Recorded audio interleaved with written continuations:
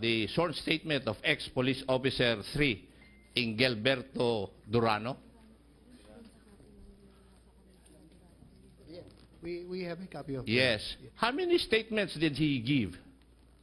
We have, I think, one. You're wrong. There were two.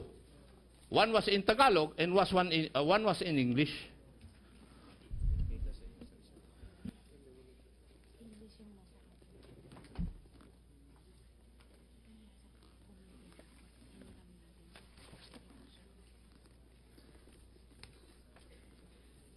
Make it a record that at this point, Attorney Reyes is looking at The records that we borrowed from the committee secretariat, the witnesses presented during the hearings, and among the records is the affidavit of, in Tagalog, of an ex-police officer 3, Engelberto Acenas Durano.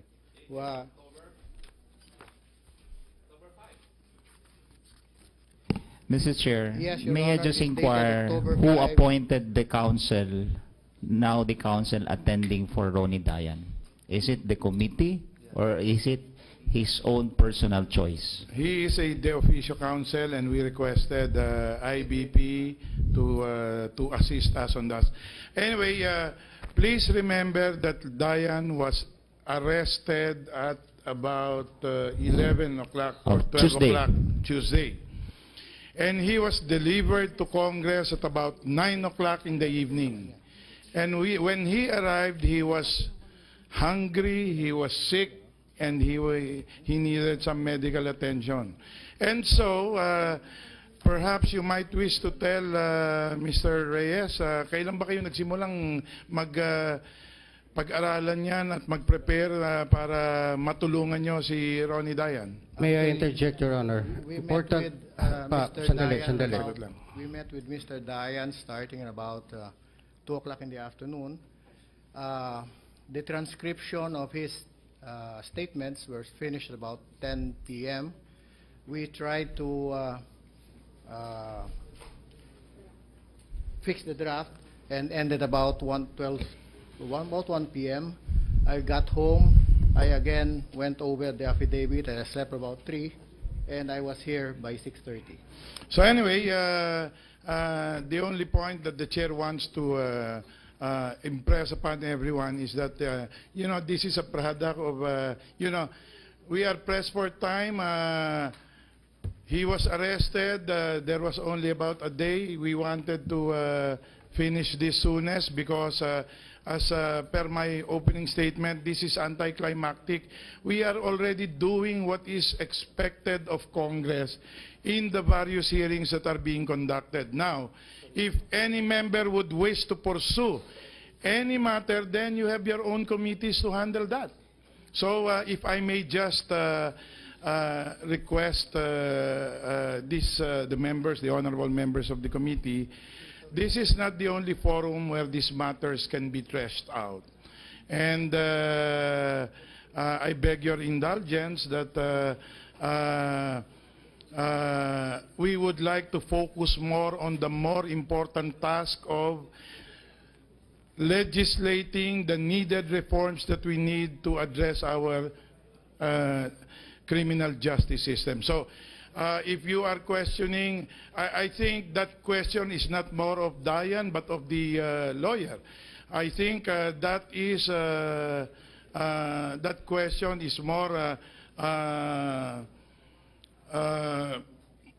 on the competence of the lawyer, and that is precisely why we wanted IBP, why we wanted an independent lawyer, why we wanted a practitioner to assist Mr. Dayan on the matter. So I hope Mr. Chair. the members Mr. would Chair. understand this predicament of this chair. Mr. Chair, may I be first recognized? I'd like to ask Attorney Reyes if it is true that the first choice of Mr. Dayan as his counsel was a certain Attorney Soriano. And please explain from there. Thank you. Actually, when we arrived, we were told that we were informed that the committee asked Mr. Dayan, who is personal, well, he has a lawyer of choice. We were told that it was a certain Carlito Soriano Jr. from Malasique, Pangasinan. I was informed that the committee even called the chief of police of Malasique, and who went to the house of this certain lawyer, but who declined to accept or be the counsel of Mr. Dayan. And thus, with that, we offered our services to him as his counsel de officio. Mr. Chairman, may I shed light on the matter because when they were about to take the statement of Mr. Dayan, I asked him that he has the right of counsel of choice. Tinanong ko siya pwede kang pumili ng abogadong gusto mo. Meron ka bang abogado na gusto? At binigay niya yung pangalan ng Attorney Carlito Soriano Jr.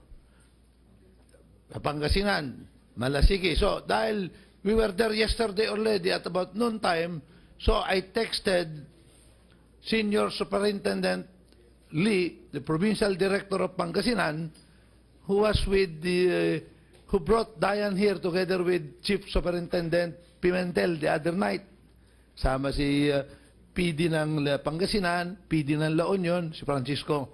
So, ito text ko kay I talked to Ronald Lee, hanapin nga ninyo yung Attorney Carlito Soriano Jr. dahil gusto yan ni Dayan na siya ang mag-assist. So, ito text ko, CP number. Tapos sabi ko, pag nahanap mo yung abogado, contact Attorney Guevara, who is here, the COMSEC, para mag-usap sila ni Dayan. So, ito text ko kay at 2:50 p.m. yesterday to Provincial Director Lee, CP number of Attorney Narsing Guevara, Com and Justice Secretary, who is with Ronnie Dayan. Thanks, Ronald. Sumagot siya, agad-agad. Sir, mag-ama po yung Attorney Carlito Jr. at Senior. Sabi niya, Sir, wala po yung number ni Attorney Guevara, so finorward ko. Yes, father and son, sabi ko. But Ronnie wants the son, the junior.